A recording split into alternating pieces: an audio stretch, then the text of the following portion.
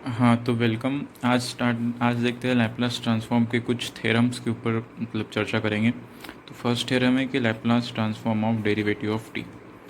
इसका मतलब क्या है कि कोई भी मेरा अगर फंक्शन रहा, सबसे पहले देखेंगे थ्योरम्स है तो इसका प्रूफ रहेगा, बट प्रूफ कंसिडर नहीं करता मैं कंसिडर करके चल रहा हूँ कि आप कॉम्पिटिटिव एग्जाम के लिए पढ़ रहे होंगे, तो प्रूफ्स की वगैरह ज़रूरत नहीं होगी इतनी। डायरेक्ट थ्योरम्स का स्टेटमेंट देखेंगे और उस पर प्रॉब्लम देखेंगे। तो लैप्लास ट्रांसफॉर्म डेरिवेटिव टी क्या कहता है कि अगर मेरे पास कोई फंक्शन रहा, इसका लैप्लास ट्रांसफॉर्म तो मैं निकाल लूँगा एफ ऑफ टी। और अगर मुझे इसका Laplace transform F of S रहेगा, capital F of S. Notation याद रहनी चाहिए लैप्लास ट्रांसफॉर्म में, यही सबसे ज़्यादा इंपॉर्टेंट है। लिखने के तरीके एक ही लैप्लास ट्रांसफॉर्म को इस तरह से भी, capital F of S small F of S के ऊपर बार, इस तरह के से।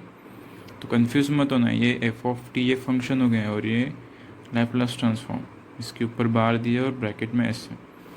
तो अगर किसी फंक्शन का लैप्लास ट्रांसफॉर्म मुझे गिवन दिया है और मुझे कहा कि find Laplace transform of F dash of T, मतलब कि उस फंक्शन के डेरिवेटिव से मुझे लैप्लास ट्रांसफॉर्म निकालना है। अब कोई आसान फंक्शन रहा तो डेरिवेटिव निकाल के भी हम कर सकते, बट डिफ़िकल्ट फंक्शन रहे तो उसके लिए सीधा सीधा डायरेक्ट प्रॉपर्टी का यूज़ करेंगे।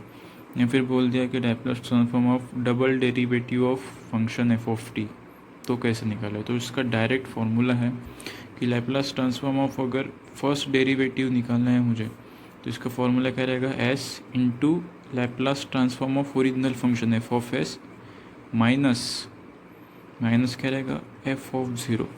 ये एफ ऑफ ज़ीरो क्या है? फंक्शन का एफ ऑफ टी में ज़ीरो पुट करने के बाद जो आएगा वो माइनस में इसके साथ लिखा जाएगा। ये क्या है? लैप्लास ट्रांसफॉर्म का एफ ऑफ एस है और ये फंक्शन का, ठीक है। यहाँ पे लिख देता हूँ मैं कि Laplace transform of original function दिया है और ये एफ ऑफ टी जो मेरा ओरिजिनल फंक्शन है उसमें टी की जगह ज़ीरो पुट करने के बाद जो आएगा वो। ये तो फर्स्ट डेरिवेटिव के लिए हो गया। सेकेंड डेरिवेटिव के लिए फॉर्मूला है सेम टाइप। इस बार क्या हो जाएगा? S square Laplace transform of first function minus S into F of zero minus F dash of zero. क्या दिया है यहाँ पे? एस स्क्वायर मल्टीप्लाई में रहेगा Laplace transform of original function F of T के लिए, फिर S into F of zero, जो एफ ऑफ टी मेरा फंक्शन है उसमें ज़ीरो पुट करने के बाद फिर एफ डैश ऑफ ज़ीरो, मतलब एफ ऑफ टी का पहले फर्स्ट डेरिवेटिव निकालेंगे उसमें ज़ीरो पुट करेंगे। तो ये फर्स्ट डेरिवेटिव के लिए और ये सेकेंड डेरिवेटिव के लिए, तो इस तरह से किया जाएगा। और nth डेरिवेटिव के लिए कहा कि Laplace transform of nth of T के लिए, तो क्या एक पैटर्न फॉलो हो रहा है? एस स्क्वायर एस फिर एस का पावर ज़ीरो, मतलब एस का पावर n से स्टार्ट होके एस का पावर n, एस का पावर ज़ीरो तक जाएगा ये, ठीक है। तो फिर क्या है? एफ ऑफ एस, ये तो कांस्टेंट है फर्स्ट टर्म के लिए। उसके बाद क्या हो रहा है? मतलब ओरिजिनल फंक्शन फिर first derivative second derivative as it is. तो फर्स्ट टर्म हो गया, उसके बाद माइनस माइनस कंटिन्यू चलेगा, एस का पावर n माइनस वन, एक एक पावर कम होते जाएगा, और F of zero minus S का power n minus two F dash of zero, फिर एक एक derivative F of T function का बढ़ते जाएगा, minus up to so on S dash मतलब एस का पावर ज़ीरो और F of nth of zero n minus one of zero, क्योंकि फर्स्ट टर्म तो ये कंसिडर की गई तो ये n माइनस वन टर्म होगी। इस तरीके से nth टर्म के लिए इतना हार्ड, मतलब इतना बड़ा पूछा नहीं जाएगा कभी, mostly first derivative second derivative तक ही रहेगा, थर्ड डेरिवेटिव भी आपको निकालना आना चाहिए। तो इस पर एक एग्जांपल से समझते हैं, इजी होगा। तो एक एग्जांपल दिया है कि एफ ऑफ टी, अगर मेरे पास टी क्यूब का फंक्शन दिया है तो जल्दी से हम देख लेते हैं कि Laplace transform of F of T original function के लिए क्या होगा। पता है मुझे, गामा फोर बाय एस का पावर फोर, गामा फोर की वैल्यू होती है फैक्टोरियल थ्री मतलब सिक्स बाय एस का पावर फोर, यही मेरी कैपिटल एफ ऑफ एस की वैल्यू है, ठीक है। और अब मुझे निकालना है Laplace transform of F dash of T. दोनों मेथड से निकाल के दिखाता हूँ मैं। ये अगर ओरिजिनल फंक्शन दिया तो है, आसानी है इसका डेरिवेटिव निकालना, तो उस हिसाब से क्या होगा, क्या हो जाएगा? एफ ऑफ टी के लिए यहाँ कितना हो जाएगा? थ्री टी स्क्वायर आ जाएगा, और थ्री बाहर आ गया तो Laplace transform of T square कैसे लिखेंगे? लैप्लास टी स्क्वायर के लिए गामा थ्री बाय एस का power gamma three by S cube, ठीक है। तो इज इक्वल टू कितना, gamma 3 factorial 2 into 3 6 by S cube. ये हो जाएगा F of T first derivative के लिए लैप्लास ट्रांसफॉर्म। ये तो मैंने डायरेक्ट निकाला कैलकुलेट करके, but according to the theorem उस हिसाब से भी निकाल के देखेंगे कि सही है होता है कि नहीं।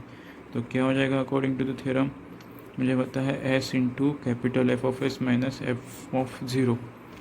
इस हिसाब से करेंगे तो एस मल्टीप्लाई में एफ ऑफ एस क्या है मेरा, ये मतलब कि ये वैल्यू मतलब 6 बाय एस का power 4 minus F of zero, मतलब ओरिजिनल फंक्शन में ज़ीरो पुट करेंगे मतलब ज़ीरो का क्यूब। कितना हो जाएगा ये, एस एस कैंसिल, तो 6 by S cube minus zero यानी कि 6 बाय एस क्यूब। सेम है दोनों, तो अकॉर्डिंग टू द थ्योरम जाए तो भी सेम आंसर आएगा आपको। मतलब इजी फंक्शन रहा तो डायरेक्ट डेरिवेटिव निकाल के भी आप सॉल्व कर सकते हैं इस तरीके से। बट मतलब डिफ़िकल्ट फंक्शन रहे कोई तो उसके लिए डायरेक्ट ये प्रॉपर्टी ये थ्योरम ही यूज़ करना बेटर है। सेकेंड डेरिवेटिव के लिए निकालना है तो क्या कर सकते हैं, डायरेक्ट फॉर्म मतलब थ्योरम का यूज़ करते हैं। Laplace transform of second derivative के लिए फॉर्मूला क्या है, S square capital F of S minus S F of zero minus F dash of zero. तो क्या हो जाएगा, S square F of S कितना दिया है 6 बाय एस का power 4 minus S into F of zero कितना हो जाएगा 0 cube minus F dash of zero कितना हो जाएगा 3t स्क्वायर था। तो ये हो जाएगा टी के ज़रा जीरो पुट करेंगे क्योंकि एफ डैश ऑफ ज़ीरो की वैल्यू निकालनी मुझे। तो ये कितना हो गया, एस स्क्वायर से स्क्वायर कैंसिल, कितना हो जाएगा 6 by S square minus zero that is 6 by S square. मतलब Laplace transform of double derivative of T कितना हो गया 6 बाय एस स्क्वायर। तो इस तरीके से प्रॉपर्टीज़ का यूज़, इस थ्योरम का यूज़ करेंगे और क्वेश्चन सॉल्व करेंगे। हाँ, तो थ्योरम ऑन लैप्लास ट्रांसफॉर्म में दूसरा थ्योरम देखते हैं, Laplace transform of integral of T. ठीक है, तो इसमें दिया क्या है कि एफ ऑफ टी कोई फंक्शन दिया रहा मेरे पास जिसका लैप्लास ट्रांसफॉर्म क्या रहेगा, कैपिटल एफ ऑफ एस। तो इस थ्योरम क्या कहता है कि अगर मुझे कुछ क्वेश्चन में ये बोल दिया है कि इंटीग्रल लिमिट 0 से लेकर टी तक के F of P into D P, ये कौन सा है, अपना एफ ऑफ टी का ही फंक्शन है जिस पर यहाँ पे टी यूज़ किया गया है एज ए वेरिएबल के तौर पे, तो यहाँ कोई पी यूज़ किया गया होगा तो उस हिसाब से अगर इस इंटीग्रल की वैल्यू निकालनी है मुझे, उस इंटीग्रल का लैप्लास ट्रांसफॉर्म की वैल्यू पूछे मोस्टली, तो इसका डायरेक्ट आंसर हम लिखेंगे capital F of S by S. मतलब कि जो ओरिजिनल फंक्शन था मेरा एफ ऑफ टी उसका लैप्लास ट्रांसफॉर्म और डिवाइड बाय एस। एक एग्जांपल से और बेटर होगा कि एक एग्जांपल समझते हैं कि एफ ऑफ टी अगर मेरे पास टी क्यूब दिया रहा, ठीक है, दोनों तरीके से कर सकते हैं कि ये इंटीग्रल सॉल्व करना भी हमारे लिए डिफ़िकल्ट बात नहीं है, बट अगर जो फंक्शन दिया रहा वो आसान रहा, इसका इंटीग्रेशन निकालना पॉसिबल है, उसका लैप्लास ट्रांसफॉर्म निकालना इजी है, देन डायरेक्ट भी निकाल सकते हैं। बट अगर कुछ फंक्शंस ऐसे रहते हैं जिसका मतलब इंटीग्रेशन करना डिफ़िकल्ट हो जाएगा, तो लेंदी हो जाएगा, तो डायरेक्ट प्रॉपर्टी का यूज़ करके, थ्योरम का यूज़ करके हम सॉल्व करेंगे। दोनों मेथड से सॉल्व करके देखते हैं, ठीक है। तो एफ ऑफ टी अगर टी क्यूब रहा दिया है मेरे पास, तो Laplace transform of F of T क्या हो जाएगा, गामा 4 बाय एस का पावर 4 मतलब फैक्टोरियल 3 की वैल्यू कितनी होती है 6 बाय एस का पावर 4।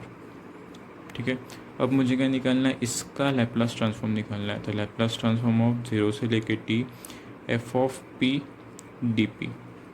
ठीक है, इसका ही मतलब क्या है 0 से लेके टी, तो ठीक है, एफ ऑफ पी का फंक्शन क्या हो जाएगा, एफ ऑफ टी का फंक्शन टी क्यूब है, टी की जगह पी पुट करेंगे हो जाएगा P cube into D P. समझ गए। तो यहाँ पर हम पहले तो डायरेक्ट सॉल्व करके देखते हैं, इंटीग्रेशन ही सॉल्व करके देखते हैं, फिर प्रॉपर्टी का यूज़ करके सॉल्व करके देखेंगे। तो यहाँ क्या हो जाएगा, लैप्लास ट्रांसफॉर्म ऑफ 0 से लेके टी पी का पावर 4 का क्या लिखेंगे, पी का पावर क्यूब का इंटीग्रेशन क्या लिखेंगे, पी का पावर 4/4।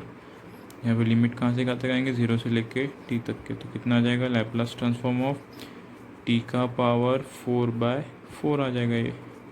ठीक है, तो 1/4 बहा, टी का पावर 4 का लैप्लास ट्रांसफॉर्म क्या होगा, गामा 5 बाय एस का पावर 5, यानी कि क्या हो जाएगा 1/4 इंटू फैक्टोरियल 4 बाय एस का पावर 5। फैक्टोरियल 4 की वैल्यू कितनी होती है 24 4 इंटू एस का पावर 5 यानी कि 6 बाय एस का पावर 5। तो ये हो गया मेरा फाइनल आंसर किसका, इसके लिए।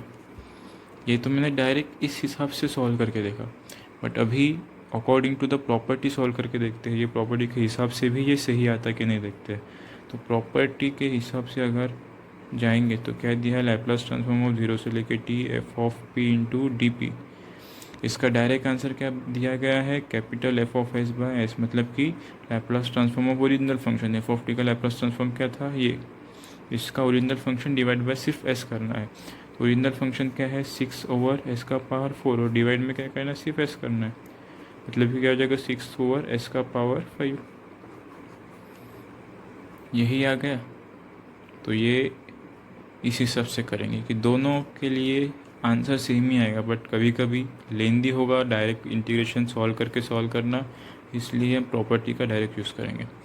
फिर से एक बार प्रॉपर्टी लिखते हैं कि अगर कोई एफ ऑफ टी फंक्शन के लिए Laplace transform of F of T अगर कैपिटल एफ ऑफ एस दिया रहा और मुझे कहा गया कि 0 से लेकर T integration of F of P into D P कोई इंटीग्रल हो, उसका लैप्लास ट्रांसफॉर्म निकाला, तो डायरेक्ट क्या लिखेंगे, ओरिजिनल फंक्शन का Laplace transform capital F of S divided by S.